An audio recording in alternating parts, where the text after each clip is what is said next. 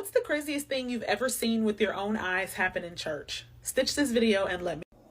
There was a 5-year-old little girl that went to a Pentecostal church in Oklahoma. She was being sexually molested by the deacon's teenage son. When it came out, they didn't do anything to the deacon or the deacon's teenage son, but they put that little girl on the altar and casted the spirit of sexual immorality out of her. Because you see, it wasn't the deacon's son's fault that he was attracted to her. It was that 5-year-old little girl's fault because she had sexual demons attached to her. So I was at a revival, and the minister was going around putting his hand on everybody, and they would pass out. I mean, he would barely touch them ever so gently, and they would just fall back. Well, they got to me. He touched me. I didn't budge. He went around to everybody else. Everyone else passed out except me. I'm the last one standing. He came to me and he pushed a little harder. And each time he pushed with more force. The last time I pushed him back, I'm like, hey, it ain't going to happen, bro. It just ain't going to happen. And I'm not about to fake in front of all these people that you touch me, and in the midst of the spirit, I passed out. No, sir. No, sir. I'm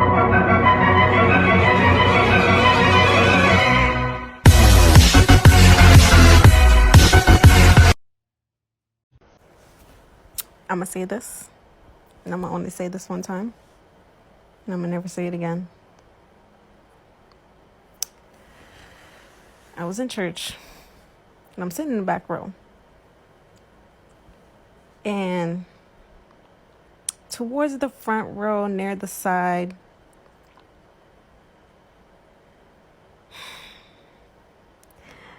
there's a dude masturbating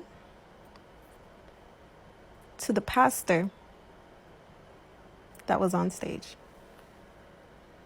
When I tell you the turn of events that happened after that were unbelievable to this day,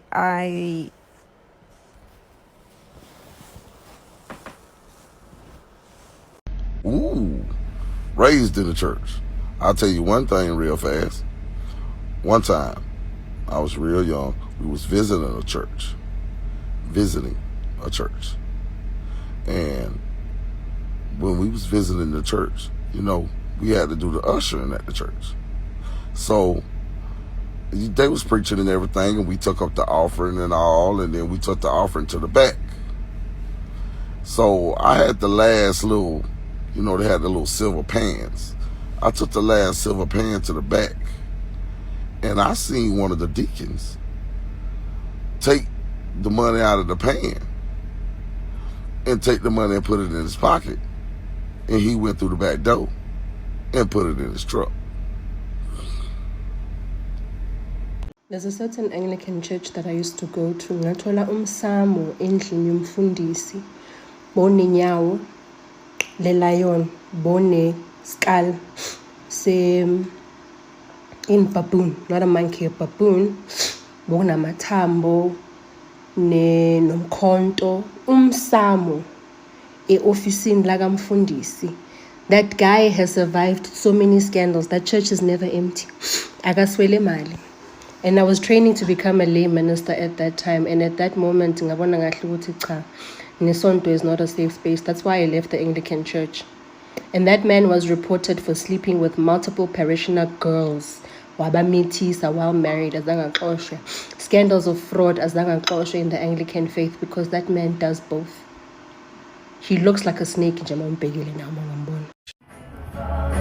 My first preschool teaching job was at my church that I grew up in. And when I was working there, somebody had come to the school with some naked pictures of one of the teachers and said that it was in the kid's backpack, but the kid didn't go there. So when that didn't work, she went and got the pictures blown up and put them around the gate of the school and like on the street poles or whatever. And one of the parents saw it and brought it into the office. I was the teacher. I had to put my robe back on for this one. Getting into the shower and I saw this. It's funny that your comment mentions Pentecostals, because that's where my lovely story takes place. Now, I live in the South, and I don't know how Pentecostals are everywhere else, but down here they are exactly how the movies make crazy Pentecostals out to be. So this is the first time that I had ever been to this particular Pentecostal church, and it was one that was very, very authentic. It was Easter, which was just thumbs up for that. I was going with a friend and her grandma. So this guy gets up, he's saying I don't remember what they call, but when he's telling his story where he feels like God saved him or whatever. And he's telling this story about how just like 2 weeks before, he stopped breathing and ended up having like heart attacks or strokes or something like that. And he was alone. And the only reason why he was saved was because something weird happened, whatever. That's not really the key part of the story. The key part of the story is the man had just recently stopped breathing and had a medical crisis.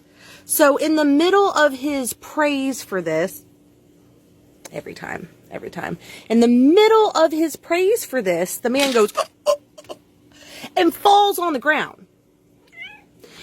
Once again, we're in Pentecostal church, so doing the whole like shaky, crazy, take off your shirt, get on the ground, jump around thing like that, that's actually like normal for them.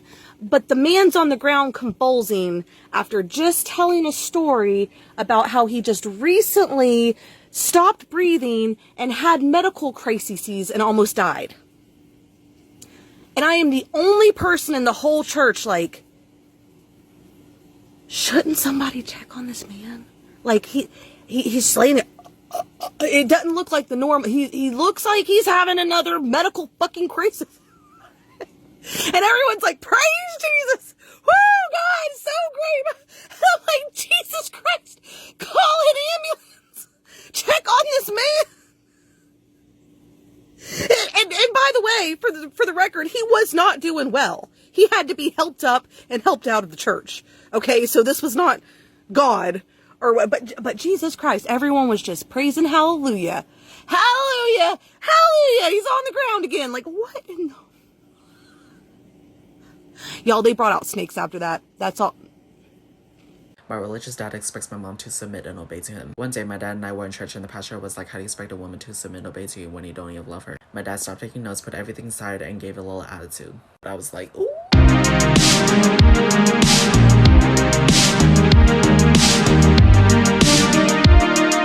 And subscribe. We publish new videos every day.